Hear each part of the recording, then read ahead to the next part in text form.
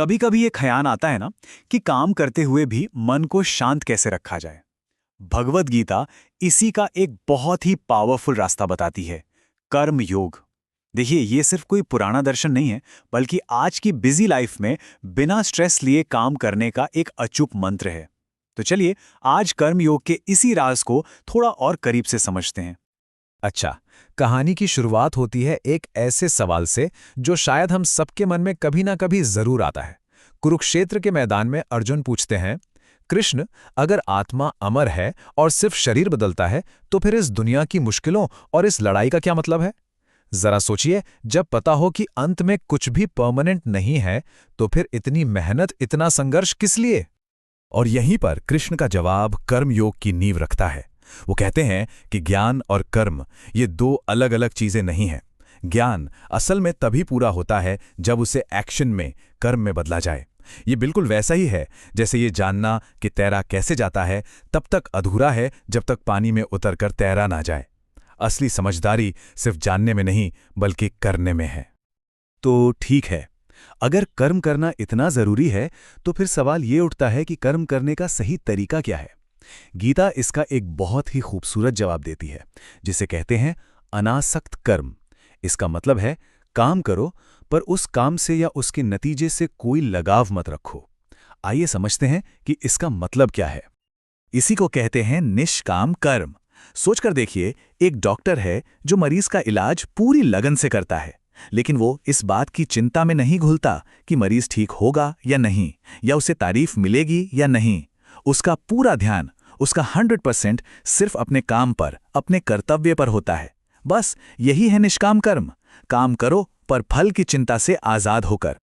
यहां एक बहुत ही इंटरेस्टिंग डिफरेंस समझना जरूरी है। कर्म योग का मतलब कर्म को छोड़ना नहीं है, बल्कि कर्म के फल से लगाव को छोड़ना है।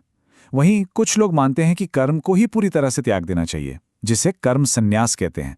लेकिन गीता साफ कहती है कि कर्म को छोड़ना तो एक तरह की निष्क्रियता है, पैसिविटी है, जबकि बिना किसी स्वार्थ के अपना कर्तव्य निभाना ही हमें असली शांति और मुक्ति की ओर ले जाता है। और गीता इस बात को बहुत ही सीधे शब्दों में कहती है, जो काम किए बिना जीवन जीता है वो दूसरों पर बोझ बन जाता है। ये एक बहुत ही पावरफुल स्टेटमेंट है। इसका सीधा सा मतलब है कि समाज का हिस्सा होने के नाते अपना योगदान देना, अपनी जिम्मेदारी निभाना जरूरी है। तो फिर सवाल यह है कि एक आदर्श कर्मयोगी होता कैसा है? उसकी पहचान क्या है? क्या है उसके गुण? चलिए, अब उस इंसान को समझते हैं जो कर्म योग के रास्ते पर चलता है। तो एक कर्मयोगी की पहचान क्या है? देखिए, वो अपना काम पूरी ईमानदारी से करता है, लेकिन रिजल्ट की टेंशन उसे परेशान नहीं करती। चाहे सक्सेस मिले या फेलियर, वो शांत रहता है, बैलेंस रहता है। उसके काम सिर्फ अपने लिए नहीं, बल्कि पूरी सोसाइटी के भले के लिए होते हैं। और सबसे बड़ी बात, वो ये समझता है कि ये शरीर तो सिर्फ एक इंस्ट्रूमेंट है, असली मैं यानी आत्मा इन सब कर्मों से परे है। और अगर पूरे कर्म योग के फिलॉसफी को सिर्फ एक लाइन में समेटना हो तो वो ये है, अपना काम करो पर कभी भी उसके फल के लिए नहीं। बस यही कर्मयोग है। सुनने में ये जितना सिंपल लगता है ना, असल में जीवन में इसे उतारना उतना ही गहरा और लाइफ चेंजिंग है। ठीक है, ये सब सुनने में तो बहुत अच्छा लगता है ना? लेकिन असली सवाल तो ये है कि इस हजारों साल पुराने ज्ञान को हम अपनी आज की 21वीं सदी की जिंदगी में कैसे इस्तेमाल कर सकते हैं। चलिए, अब कुछ प्रैक्टिकल लेसन्स देखते हैं जिन्हें आज से ही अपनाया जा सकता है। तो आइए इसे 4 सिंपल स्टेप्स में समझते हैं। पहला, काम करना बंद मत करो। आलस या इनएक्टिविटी कोई सॉल्यूशन नहीं है। दूसरा, रिजल्ट की चिंता को जाने दो। सक्सेस और फेलियर तो बस आउटकम्स हैं, हमारे हाथ में नहीं है। हमारे हाथ में है सिर्फ अपना काम, अपना बेस्ट देना।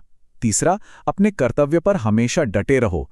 हालात चाहे अच्छे हों या बुरे, अपना काम करने से मन में एक स्थिरता आती है। और चौथा, एक पॉजिटिव इम्पैक्ट बनाओ।